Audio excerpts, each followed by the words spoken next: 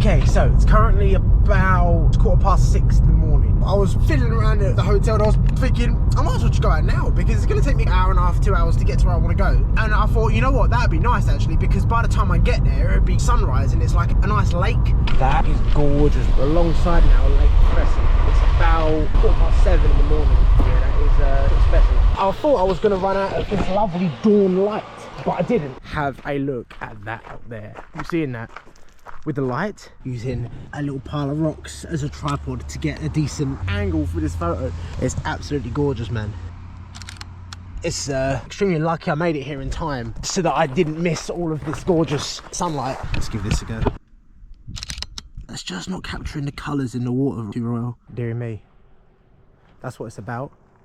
Now they say the waters in this lake are extraordinarily clear. You can see right to the bottom, even at the deepest point. We'll turn that over, chuck that in there, and see what we can see.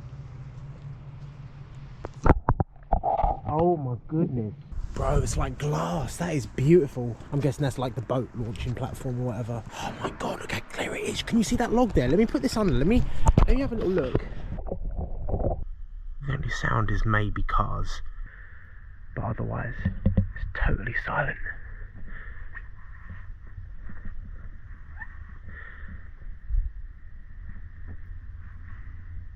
Gorgeous.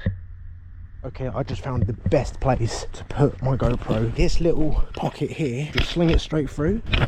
There you are, instant FPS. That looks sketchy. That looks like where, oh, I don't even want to say it. That's where, like, you know, you go in, you see Pennywise there with a balloon. Oh, it's not too bad, it's not very long. Oh, bro, shout out to Mayo. The place beyond the Killer Clown Tunnel was worth the terror. A pine forest walk celebrating Pacific Northwest topography, concluding in a pleasant waterfall. I headed for the next vantage on my list, the nearby Salmon Cascades, where I'd hoped to spot the obvious. Let's see if we can find some fish. Yeah, coho salmon tend to come up more in the late summer, early autumn, whereas I'm here in late autumn. No matter, it's still pretty. August, September is probably the best time, it seems. Salmonless, I headed for the very northwestern tip of Washington State, to Near Bay. But strange signage for a special permit, as well as my inexperience with the United States and vlogging as a whole, scared me back the way I came along Highway 112, the best coastal driving road I'd ever used. One thing I did forget to mention is this. This, in the shop, looked incredibly special. Got it in the car, opened it up, and we had the classic. There was like a hiss and a pop, and I was like, oh dear. Took a tentative sip, and indeed it was off. In fact, it expired, so unfortunately it does have to go in there. Okay, so a little cigarette. We are back at the lodge. I found a shop selling spoons. It's the same shop that I got this fantastic quality t-shirt, but yeah, spoons now so that I can enjoy my little pot of ice cream. Once I got back and I thought, well, I haven't got a spoon. Look at the size of it, 1.5 litres. I don't really know what the plan is for today. I mean, I've got a full day out, but I started very early. I left here at about 6:15. It's, what is that? That's about 3:30 now. So I've had a full day out of it. I've been out for 10 hours, but of course, you know, the day's not really over at all. Let's have a little look outside, what we got here. Bug screen as well, that's handy. I do like this little decking area, and the porch light there, which I finally found out that's what this switch is for. Cozy as you like, look at that, very nice. Balcony tour concluded. I really can't remember what else I did that evening, since all I have on my iCloud, between the fuel pumps and the elk burger I had for dinner that night, is this screenshot of an article scolding Hogwarts Legacy players for abusing the in-game cats. The next morning I set out into the pouring rain, bound for the state's political capital, Olympia. Look at the big dome on top, that's quite impressive, I like that. Wow, that's cool. The closer you get, the better it looks. Okay, this is definitely worth it. I mean, it's free. It's free. It's worth the trip, that's it. You can just come in and have a walk around. These stairs are actual marble. This place is absolutely incredible. It's free, number one, which is amazing. And you can just wander around and have a look. There are a few doors that are locked, like the guy said that you can only go into this Senate chamber room on the guided tour. But yeah, you're free to just wander around. I think it's about 10 o'clock now, but it's just dead. There's no one else here. I keep the capsule. What is this? A time capsule? Oh, yeah. What is it in here? Renewable time capsule. It's designed to be updated and refreshed every 25 years by a volunteer group of keepers of the capsule.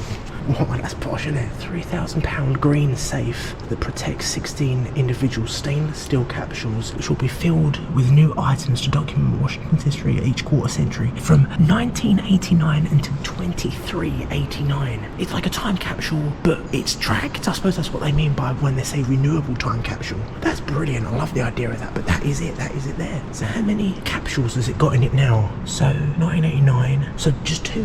They are the next additions to this time capsule will be installed in 2039. Look at that.